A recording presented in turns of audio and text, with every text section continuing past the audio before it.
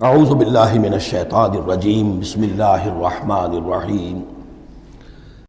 ذوالقرنین کے بارے میں آپ کو بتا چکا ہوں کہ ان کا نام تاریخ میں جو مشہور ہے وہ کیخسرو یا سائرس،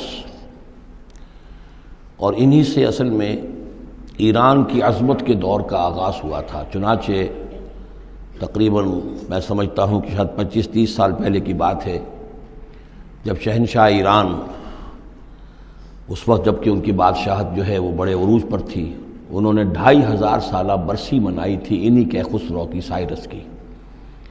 ان کی قبر جو ہے مقبرہ وہ دریافت ہو گیا تھا، اور وہاں پر ان کا ایک مجسمہ بھی دریافت ہوا تھا کھدائی پر۔ اس مجسمے میں وہ 2 لگے ہوئے تھے، سینگ بھی۔ اس موضوع پر سب سے پہلے مولانا ابوالکلام آزاد مرحوم نے، جو اپنی ترجمان القرآن کے نام سے انہوں نے مختصر ترجمہ اور تفسیر لکھی ہے، اس میں بڑے تفصیلی نوٹس لکھے ہیں۔ سب سے پہلے اہل علم کے حلقے میں ان کے بارے میں جو معلومات ہیں وہ ان کے ذریعے سے آئی ہیں۔ اب یہ تقریباً یونیورسلی ایکسیپٹڈ ہے۔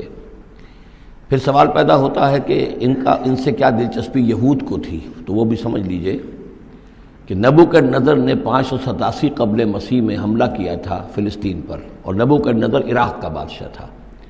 اس مڈل ایسٹ کو ذہن میں رکھیے کہ میڈیٹرینین کے بالکل ساتھ ہے ملک شام، اور شام ہی کا ایک علاقہ فلسطین ہے۔ اس وقت جو ہے یہ فلسطین اور اسرائیل اور شرق اردن اور ویسٹ بینک اور لبنان، یہ سب مل کر جو ملک بنتے ہیں، در حقیقت یہ شام عرب ہے، یہ شام ہے۔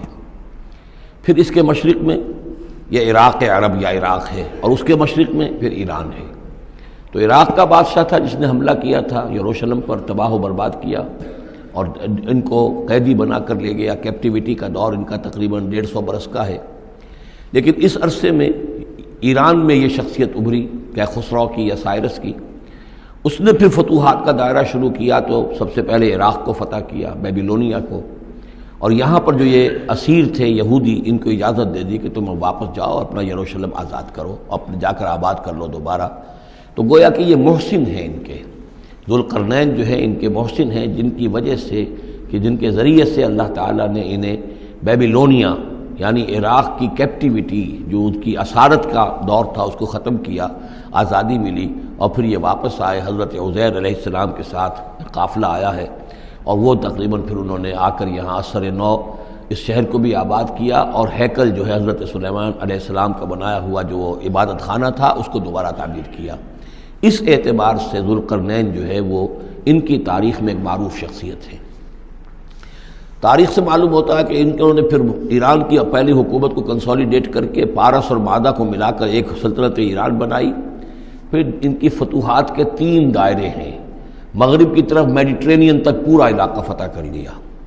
مشرق میں پھر یہ ہمارا جو مکران تک کا علاقہ ہے، یہ سارا کا سارا علاقہ ایران کے ساتھ ہی ملتا ہوا ہے، بلوچستان، مکران، یہ پورا علاقہ انہیں فتح کیا۔ ایک مہم ان کی شمال کی طرف گئی، بحیرہ کیسپین جو ہے، اور ادھر سے جو وہ بلیک سی ہے، بحیرہ اسود، ان دونوں کے درمیان جو پہاڑی سلسلے ہیں، یہ شمال کی طرف جو ہے تیسری مہم گئی۔ جیسے کہ حضرت عمر رضی اللہ تعالیٰ عنہ کے عہد میں بھی 3 لشکر نکلے تھے مسلمانوں کے جزیرہ نما عرب سے۔ ایک لشکر شام سے ہوتا ہوا پھر مصر کی طرف گیا ہے، ایک لشکر عراق سے ہوتا ہوا ایران کی طرف گیا ہے، اور ایک لشکر سیدھا شمال کی طرف گیا ہے، اور کوہ کاف تک جو ہے، جس کو کوکیشیا کہتے ہیں، وہاں تک کی فتوحات حاصل کی مسلمانوں نے۔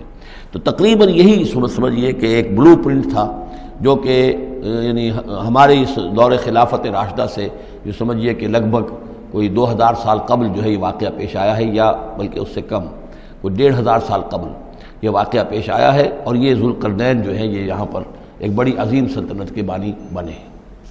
لیکن نیک آدمی تھے، اور معلوم یہ ہوتا ہے کہ یہ اصل میں جو کہانیاں ہیں، یہ ان کے داستانیں ہیں کہ ان کو قتل کیا جانا تھا۔ یہ کہیں شہزادے تھے کسی چھوٹی سی مملکت کے، اور وہاں سے ان کو کسی نے بچایا کسی طریقے سے، اور پھر یہ صحرا میں رہے روپوش، اور وہاں کسی نبی کی تعلیم سے ان کو آشنائی ہوئی ہے۔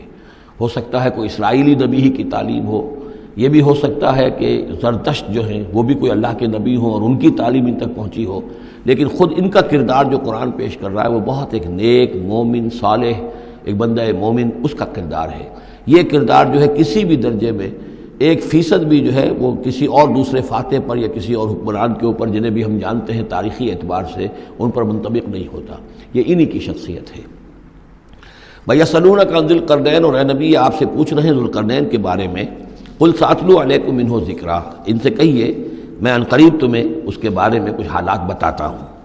اِنَّا مَكَّنَّا لَهُ فِي الْأَرْضِ، ہم نے اسے زمین میں بڑا تمکن عطا کیا تھا، غلبہ عطا کیا تھا. وَآتَيْنَاهُ مِن كُلِّ شَيْءٍ سَبَبًا، اور ہم نے اسے ہر طرح کا ساز و سامان، وسائل و ذرائع، تمام اسباب جو ہیں فراہم کر دیے تھے.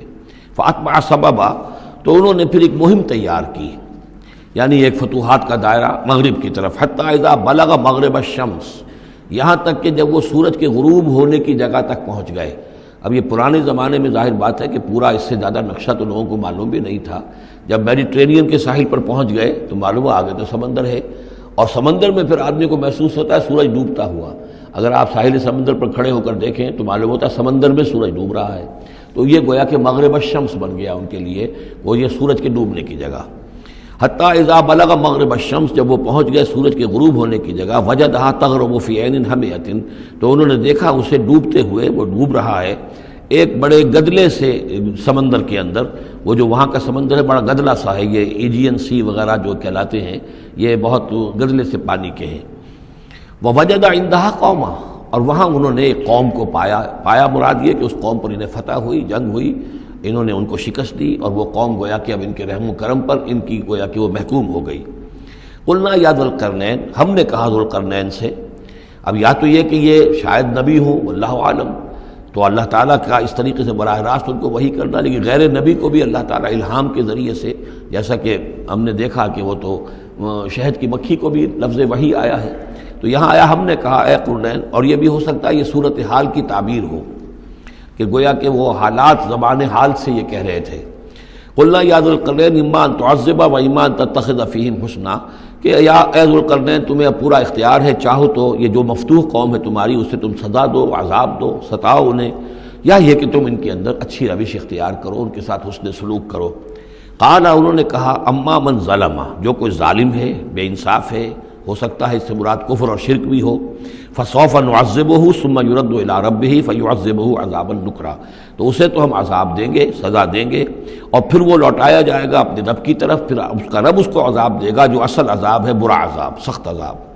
وَأَمَّا مَنْ آمَنَ وَعَمِلَ صَالِحًا، اور جو لوگ ایمان لائیں گے اور یقین کریں گے حقائق پر، اللہ کو مانیں گے، وَعَمِلَ صَالِحًا، اور نیک عمل کریں گے، فَلَهُ جَزَاءً الْحُسْنَى، تو اس کو ہم اچھا بدلہ بھی دیں گے.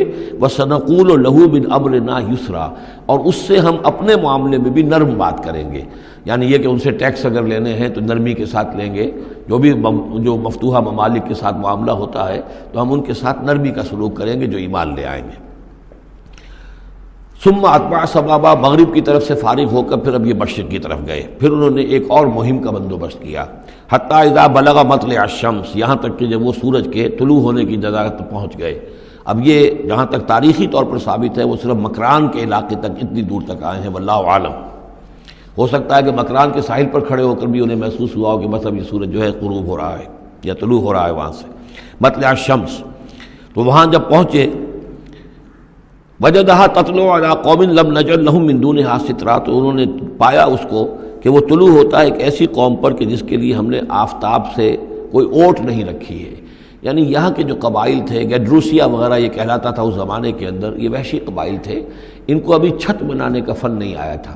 یعنی گھر جو ہوتے تھے وہ صرف دیواریں کھڑی ہوتی تھیں کہ جو خالی پلاٹ ہے زمین کا اس میں یہ دیوار کھڑی ہے، یہ میرا گھر ہے، تمہارا گھر ہے، لیکن گھر میں چھت وغیرہ کا بھی کوئی تصور ان کے ہاں نہیں تھا. ظاہر بات ہے کہ چھت ڈالنا جو ہے یہ تو ایک تمدن کے ارتقاء کے دور کی علامت ہے. تو وہ بغیر کسی سورج کے سائے کے وہ اپنی زندگی گزارتے تھے. کذالک، ایسا ہی ہوا وہاں بھی، یعنی جو پہلے ہوا تھا کہ یہاں بھی معاملہ وہی ہوا کہ اللہ تعالیٰ نے اختیار مطلق انہیں دیا، فتح دی، لیکن انہوں نے یہاں بھی یہی کہا کہ جو نیک لوگ ہوں گے ان کے ساتھ ہم نرمی کریں گے اور جو شریر ہوں گے ان کو سخت سزا دیں گے. وقد احطنا بما لدیہ خبرا، اور ہمیں پوری طرح معلوم ہے کہ جو وہاں اس کی خبر ہوئی اور جو بھی حالات وہاں گزرے، جو ماجرا وہاں ہوا.